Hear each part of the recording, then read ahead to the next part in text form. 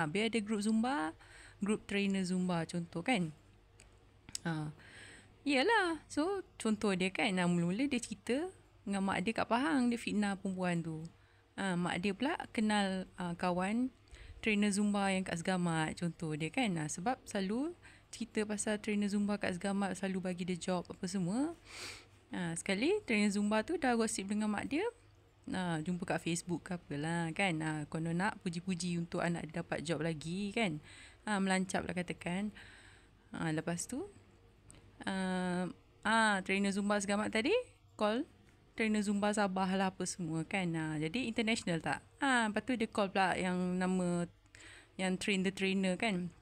Nama David ke apa contoh lah. Ni nama sebenar. International tak.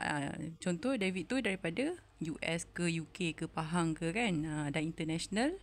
International fitnah. Jadi sampai jadi saman dia bila kena tangkap, saman dia international. Faham tak?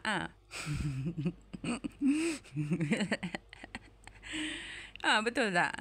Ni gosip-gosip gosip-gosip bantal lah apa semua kan. Sambil peluk bantal. Sebelum mimpi warrior lagi kena tembak dengan ahli sihir contoh dia kan. Tapi kena ingat cakap I, jangan suka fitnah orang. Ketawa-ketawa juga tapi ingat ini adalah peringatan kepada rakyat semua, betul tak? Nak Zumba juga tapi mulut jangan melancap cakap orang ni, cakap orang tu. Zumba pakai mulut ke? Kalau pakai mulut pun kira step aja 1, 2, 3 ke apa kan. Ada ke melancap boleh cakap ke tak kat TikTok semua. Cakap aja kan, cakap aja. Kena silentkan melancap lah apa semua. Melancap ni kalau melancap mulut apa dia? Maksud dia. Melancap mulut ke mulut contohlah.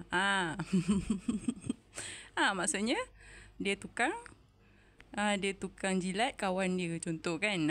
Itu melancap mulut ke mulut. Maksudnya dia nak menang kan. Contoh tadi gosip trainer Zumba Muar. Yang perempuan ni nama Z kan. Nama start daripada Z lah, bukan nama sebenar kan. Bergosip dengan L kan contoh dia. Sekali kantoi. Dia pula nak menang. Si L ni tadi nak menang. Dia ada suruh Zaliza melancap si B tadi. Contohlah kan. Melancap mulut ke mulut. Betul tak? Jadi nak melancap si B kena jilat dulu contoh. Jadi seksual tak tu? Tak.